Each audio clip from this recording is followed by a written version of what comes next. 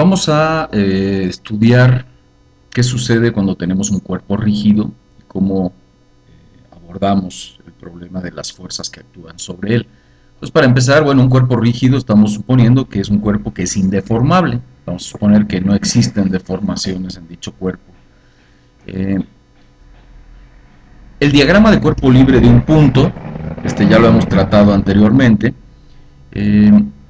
¿Cuál sería el diagrama de cuerpo libre de un cuerpo rígido? Bueno, lo que tenemos es que, por ejemplo, en este caso que estamos viendo, tenemos un camión que está jalado por ciertas personas. Entonces uno diría, bueno, la fuerza que actúa es la fuerza que sobre el camión. Si tomamos al camión como el cuerpo libre, sería la fuerza que ejercen las personas. Y algo que se nos puede olvidar fácilmente es que también existe el suelo, ¿sí? Y que existe el peso, es decir, el camión tiene un peso, que es una fuerza hacia abajo.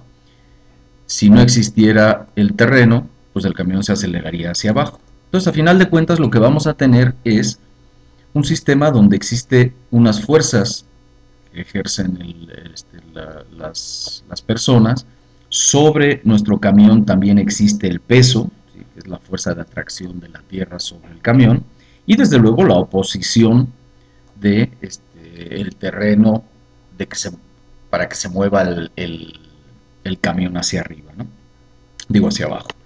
Desde luego esta fuerza sería una fuerza resultante que lo que va a hacer es que este camión se mueva hacia la derecha. Ese es el objetivo de los señores que están jalando de la cuerda. Generalmente lo que tenemos son fuerzas de fricción que se oponen a esto, por lo tanto esta fuerza debe ser grande para vencer las fuerzas de fricción y se pueda arrastrar el camión. Entonces este sería el diagrama, digamos, de cuerpo libre de... Un principio que es interesante ver en los cuerpos rígidos es el principio de transmisibilidad.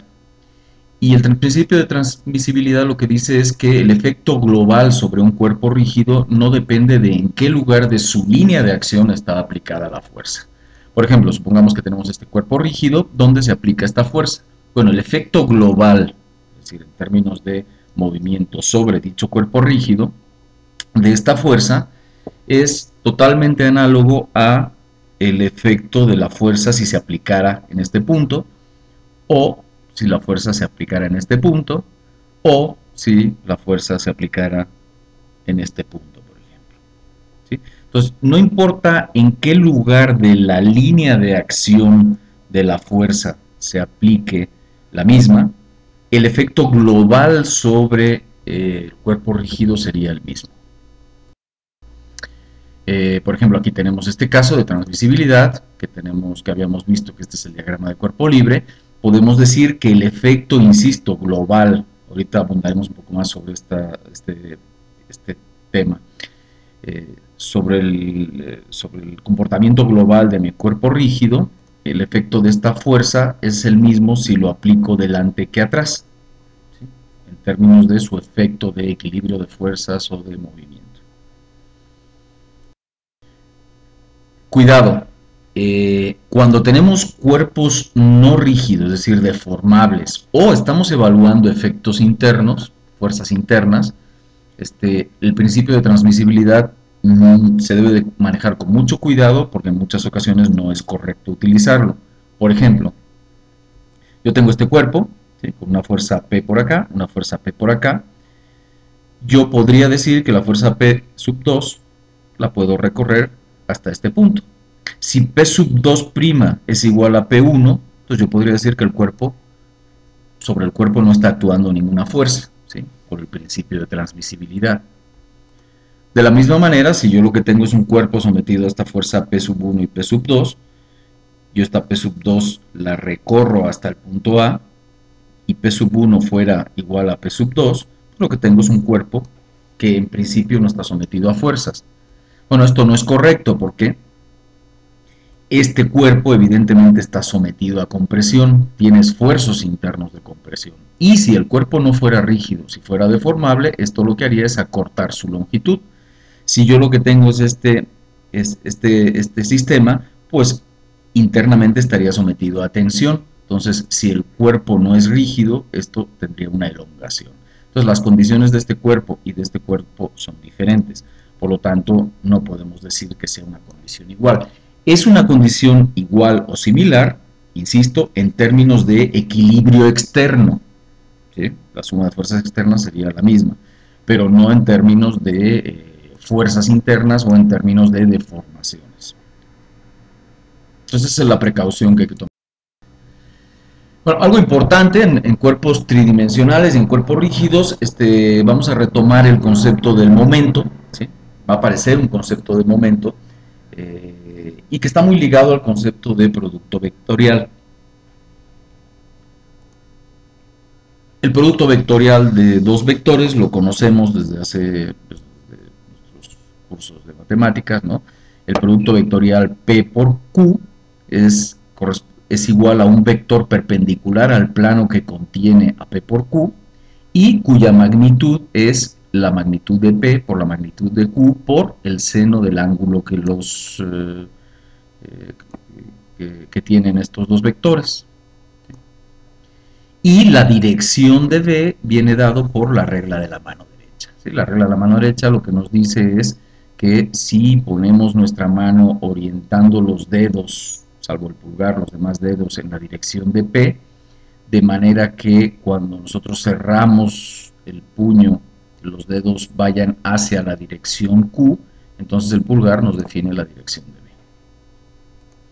Bueno, en el caso del momento, vamos a definir al momento como el producto vectorial, ¿sí? El momento, digamos, que vamos a trabajar, lo definimos como el producto vectorial de el vector distancia, digamos, el momento en un punto sería el producto vectorial del vector distancia de este punto al punto de aplicación de una fuerza por la fuerza, ¿sí? Es decir, el momento que ejerce una fuerza sobre un punto es igual al producto vectorial de el vector que une al punto con el punto de aplicación de la fuerza multiplicado por la fuerza. Esto en términos vectoriales. Por lo tanto, la magnitud de este momento es necesariamente R, la magnitud de la distancia R, del vector R, multiplicado por la magnitud de la fuerza F por el seno del ángulo que forman. Bueno, el seno de fíjense que este ángulo es el mismo que este. Por lo tanto, R por el seno de este ángulo nos da D. Entonces, R por el seno del ángulo nos da D. Por lo tanto, el momento lo definimos como la magnitud del momento va a ser la magnitud de la fuerza por la distancia más corta que haya entre la línea de acción de la fuerza y el punto. De nuevo, el momento lo podemos calcular como el producto vectorial del vector R que une al punto en cuestión con el punto de aplicación de la fuerza por el vector fuerza F, y su magnitud sería igual a la magnitud de la fuerza por la distancia más corta, en términos generales, una distancia que es perpendicular a la línea de acción de F. Esa sería la magnitud, y desde luego la dirección de M viene dada, al igual que en el producto vectorial, por la regla de la mano derecha. Entonces, eso es lo que vamos a definir como momento en un punto producido por una fuerza. Cuando tenemos un sistema bidimensional, la cuestión se simplifica de esta manera, ¿no? Tendríamos exactamente el mismo concepto, ¿sí?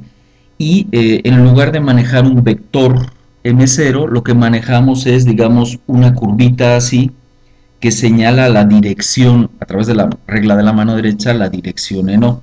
Esto sería como si X es horizontal y Y es vertical, pues la dirección del eje Z sería hacia nosotros, ¿sí? Y eso estaría asociado a una rotación positiva, ¿sí? Entonces, digamos que el momento es positivo o se genera un momento positivo si la fuerza trata de inducir un giro positivo. Conocemos que si X va hacia la derecha y Y va hacia arriba, el giro positivo sería en contra de las manecillas del reloj, ¿sí? Entonces, esta sería la convención de signos, digamos, estándar para 2D. Desde luego, si F va hacia abajo, lo que tenemos es un momento que esta fuerza induce un giro en el sentido de las manecillas del reloj alrededor del punto O y por lo tanto esto lo definimos como un momento negativo. Vamos a resolver ejemplos, que así es como vamos entendiendo estos conceptos. Desde luego está mucho más preciso y explicado en el libro de texto. Los exhorto a que lo lean.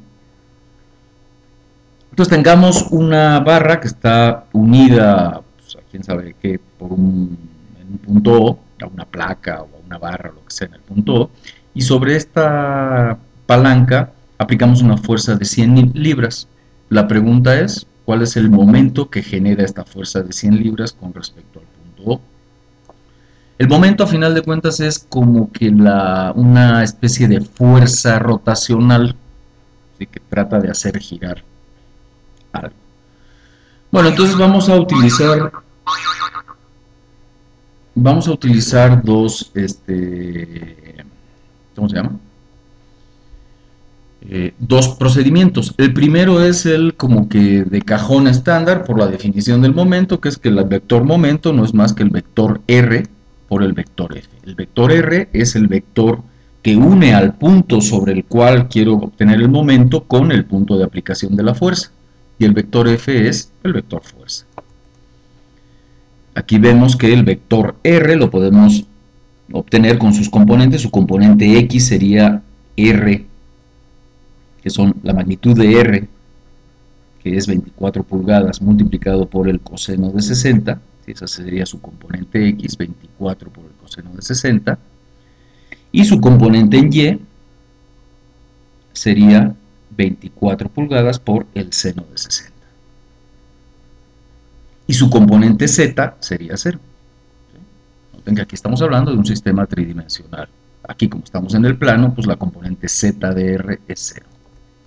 Por otro lado, sustituyendo, bueno, simplificando un poco, lo que tenemos es que R es igual a 12 pulgadas por I más 20.78 pulgadas por J, más 0 por K. Recordemos, I y JK son los vectores unitarios en las direcciones X, Y y Z. La fuerza F es muy obvia, ¿no? La componente de la fuerza F en la dirección X es 0, en la dirección Y es menos F, es decir, menos 100 libras. 100 libras es lo que vale F, y en la dirección Z es 0. Calculamos el producto vectorial. Para calcular el producto vectorial lo que hacemos es el determinante de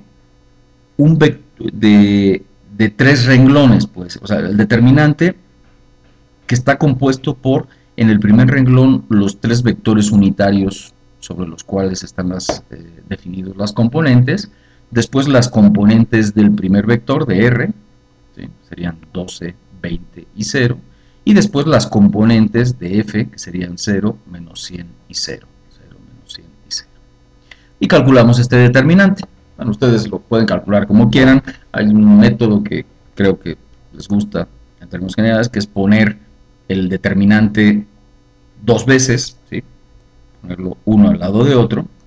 Y entonces básicamente el determinante se obtendría sumando los productos de estas tres diagonales. En este caso sería, por ejemplo, I por 20.78 por 0, más J por 0 por 0, más K por 12 por menos 100. Y luego a esto restándole la suma de estos productos, ¿sí? Entonces sería menos I por 0 por menos 100, menos J por 12 por 0, menos K por 20 por 0. Y esto lo que nos da es menos 1200 libras por pulgada por K. Ese sería el vector momento. Desde luego, la magnitud del momento sería menos 1200 libras por pulgada. Por la regla de la mano derecha, generalmente en muchas ocasiones se puede representar, cuando estamos manejándonos en el plano, gráficamente en cómo sería este momento, ¿sí? Como es negativo, ¿sí?, con respecto a la dirección Z, entonces lo que tenemos es que induce un giro negativo. Aquí se puede ver que esta F está induciendo una rotación, está induciendo a que la palanca rígida rote o se mueva con respecto a O en la dirección de las manecillas del reloj, por lo tanto sería negativo. Esto lo expresamos así, ¿no? Aquí no le ponemos negativo porque habría una contradicción. Si pusiéramos aquí el signo menos, pues no sabríamos si el signo menos es consistente con esto o el signo menos quiere decir que es lo opuesto a esto. Entonces, cuando hagamos un señalamiento gráfico de la dirección de un vector o de un momento, esto debe de estar en valor absoluto para que no genere confusiones. Entonces lo podemos expresar como que M0 es menos 1200 libras por pulgada o como que M0 es 1200 libras por pulgada con esta dirección. El procedimiento, pues digamos, más intuitivo, partiendo de la definición de que el momento es la fuerza por la distancia más corta a la línea de acción. En este caso, la línea de acción de la fuerza de 100 libras es esta, la distancia más corta es esta, es decir, tiene que ser una distancia perpendicular, es la magnitud de la distancia del punto O a la línea de acción perpendicular a esta, ¿no? Entonces aquí debe ser perpendicular. Entonces D evidentemente es 24 por el coseno de 60. Por lo tanto, la magnitud del momento es F por D, que son 100 libras por 24 por el coseno de 60, y lo que nos da es que el momento son 1200 libras por pulgada. Ahora vamos a establecer la magnitud, la dirección. Aquí se ve claramente, ¿sí?, que esta fuerza está tendiendo a hacer girar la barra en el sentido de las manecillas del reloj, y es de ahí que ponemos el simbolito correspondiente que físicamente nos indica hacia dónde va el momento. Vamos con un segundo ejemplo. Vamos a obtener el momento que genera la fuerza de 800 newtons sobre el punto B, perdón. Bueno, el primer procedimiento, lo mismo, R por F, definimos nuestra R como el vector que une al punto sobre el cual quiero obtener el momento con el punto de aplicación de la fuerza, y el vector F es el vector fuerza. R sería menos 200 milímetros por I más 160 milímetros por Y. Aquí no hay que manejar ningún ángulo, es muy directo. Y la fuerza, aquí sí hay que hacer un poco de trabajo, ¿sí? La componente en X de la fuerza sería 800 por el coseno de 60. Y la componente Y de la fuerza sería 800 por el seno de 60. La componente en Z de ambos vectores es 0 porque estamos manejándonos en el plano. De nuevo calculamos el producto vectorial, que es el determinante de un renglón con los vectores unitarios, otro renglón con las componentes de R y otro renglón con las componentes de F. Duplicamos nuestra matriz o nuestro determinante, hacemos la suma de estos productos, le quitamos la suma de estos productos y nos damos cuenta, a final de cuentas, que dado que cuando tenemos sistemas en el plano, las componentes tanto de la fuerza como de el vector posición en la dirección Z son 0. Entonces en realidad lo que tenemos es una expresión de este estilo, ¿sí? Porque estas componentes siempre van a ser 0. Entonces podemos simplificar esta expresión con esta de acá. Y bueno, finalmente lo que tenemos es que el momento es esto de acá, es menos 202.400 newtons por milímetro por K. Este sería el vector momento.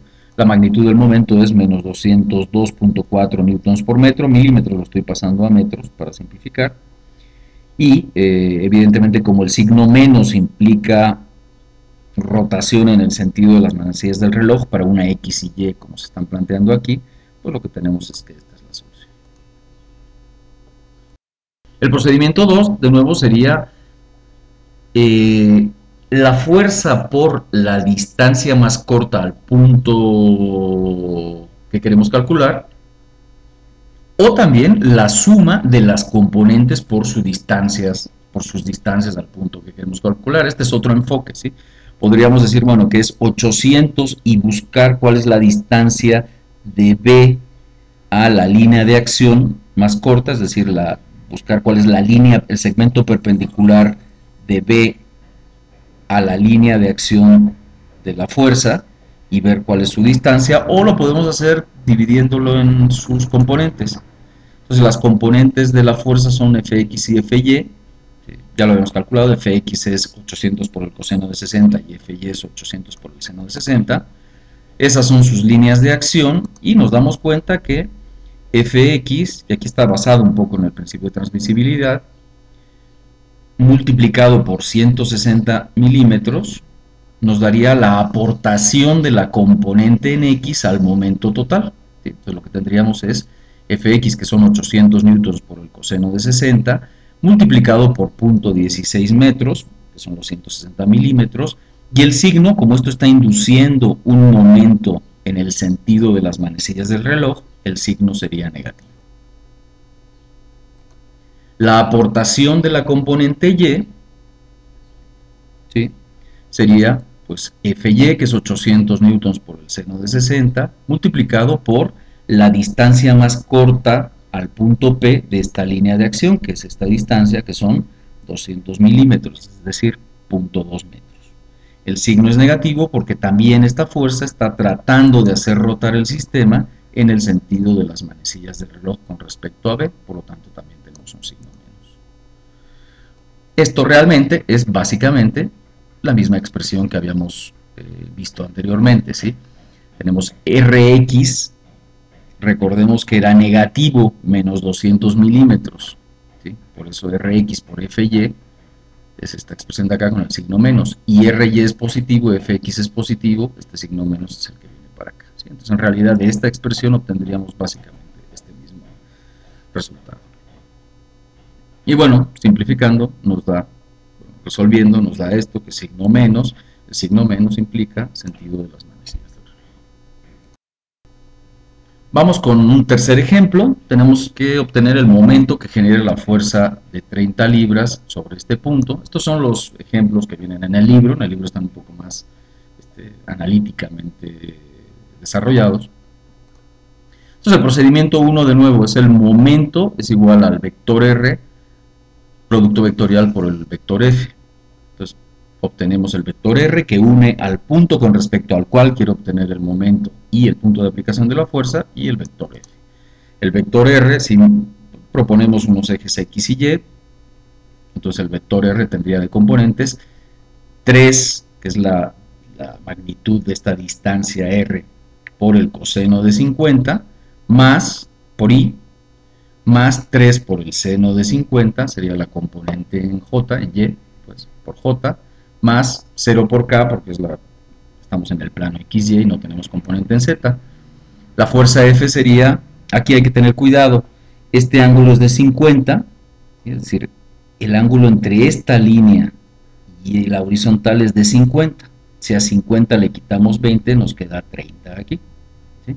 Entonces la componente en X de F es F, que son 30 libras, por el coseno de 30, y la componente en Y es F, que son 30 libras, por el seno de 30. En Z no hay componente. Manejamos el producto vectorial como esta determinante, que a final de cuentas es esta expresión que nos damos cuenta que no es más que el determinante de este pedacito de acá, ¿sí?, multiplicado por K. Y bueno, finalmente nos da 1.928 pies por 15 libras menos 2.298 pies por 25.98 libras, todo esto por K. Entonces el momento nos da esto, y su magnitud es esta de aquí. Este es el vector momento, y esta es la magnitud del vector momento, y aquí ilustramos en qué dirección va. Esta dirección es en las manecillas del reloj,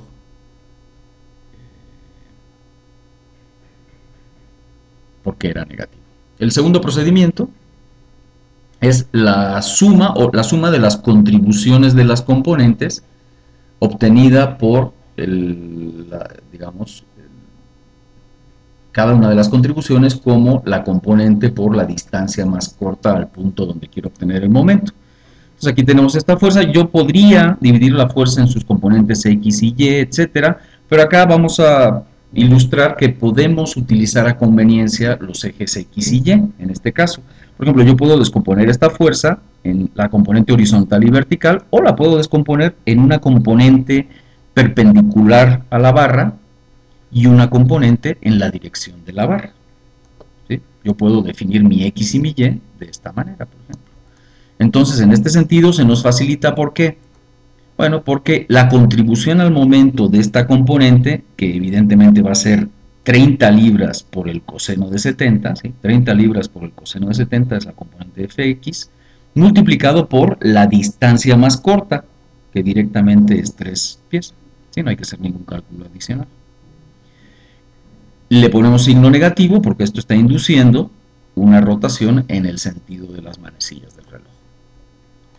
Y por otro lado tenemos la componente Fy o la componente en la dirección de la barra, que sería 30 libras por el seno de 70, ¿sí?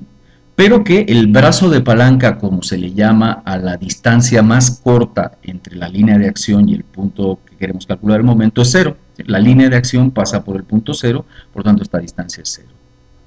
Es decir, esta componente que está en esta dirección no genera momento o no contribuye al momento con respecto a O, y esto nos da sencillamente este valor y este resultado del momento. ¿Sí?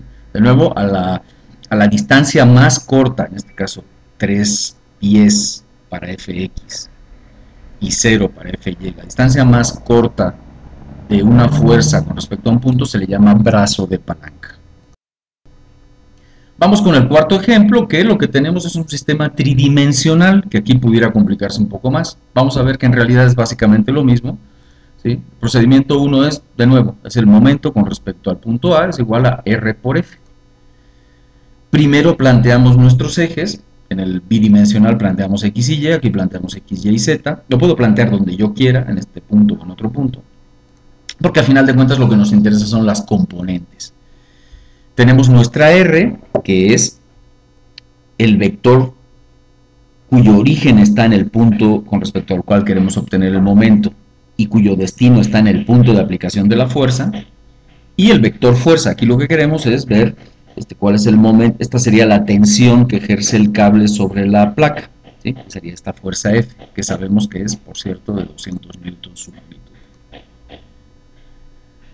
Bueno, el vector R, ¿sí?, tiene de componentes en X 300 milímetros y en Y 0 y en Z 80 milímetros. ¿Sí? R tendríamos la componente en Z, que son 80 milímetros, la componente en X, que son 300 milímetros, y en Y, que es 0.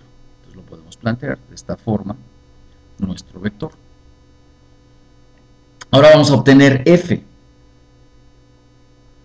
¿Cómo obtenemos F? Bueno, algo que podemos hacer, definir alfa F. ¿Sí? Yo sé que si a F lo multiplico por alfa, lo que me va a dar es la dimensión, el vector posición CD. Entonces, y ese vector CD, yo puedo obtener fácilmente sus componentes en X, en Y y Z, y van a ser proporcionales a las componentes X, Y y Z de F. ¿Sí? Entonces, alfa FZ, alfa FX y alfa FY son proporcionales a Fx, Fy y Fz de nuestro vector F. Entonces, el vector alfa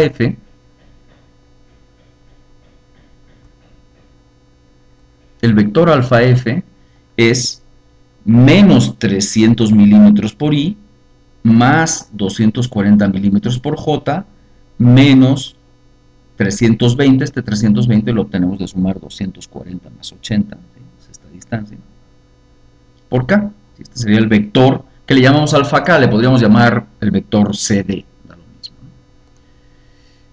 ¿no? La raíz cuadrada de la suma de los cuadrados de las componentes debe de ser la magnitud alfa F. ¿Sí? Entonces, la raíz de 300 al cuadrado más 240 al cuadrado más 320 al cuadrado, milímetros, es igual a alfa F, que es la magnitud de esto. Y sabemos que la magnitud de la fuerza son 200 newtons.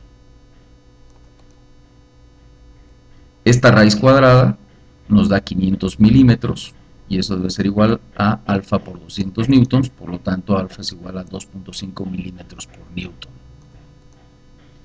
Si F lo multiplico por, si esta alfa la sustituyo por 2.5 milímetros por newton, podemos obtener F como esta expresión de acá dividida entre alfa. Y eso nos da cuánto vale F. ¿Sí? El cómo obtener f, pues lo pueden obtener de como ustedes quieran, ¿no? Esta es una opción, a mí me gusta manejarme así, es más fácil, lo veo más intuitivo, pero ya han pasado por esa parte del curso y ustedes pueden resolverlo como gusten, ¿no? El chiste es obtener cuánto vale la función f, digo el vector f. Bueno, ya tenemos f, ya tenemos r, calculamos el producto vectorial de r por f, tenemos nuestro determinante, la suma de los productos indicados en verde menos la suma de los productos indicados en rojo, nos daría, después de hacer las operaciones, este vector. Este sería el vector momento, el vector del momento que ejerce esta fuerza F sobre el punto A. Y vean que este es un vector que tiene componente I, componente J y componente K. La magnitud de dicho momento sería la raíz cuadrada de la suma de los cuadrados de sus componentes, por lo tanto la magnitud del momento es este de acá. No tiene mucho caso ponerse a poner las rueditas que veíamos antes. ¿Por qué? Porque bueno, la dirección ya no es tan sencilla, ¿sí? En el caso tridimensional la dirección viene dada por precisamente el mismo vector. En términos generales no nos interesa tanto el vector, sino la magnitud. Bueno, a veces pues la magnitud es simplemente pues, la magnitud de este vector momento. En el caso tridimensional, el procedimiento 2, que era la suma de las contribuciones de las componentes al momento, en este caso sería un poco tedioso y no lo voy a resolver, ¿no? Pero no sería mayor problema. De hecho, se resume en obtener las componentes, ¿sí? Y una vez tengamos las componentes, multiplicarlas y ver cómo van los signos y finalmente tendríamos este vector. Entonces, cuando tenemos tridimensionalidad, es siempre mejor utilizar este procedimiento.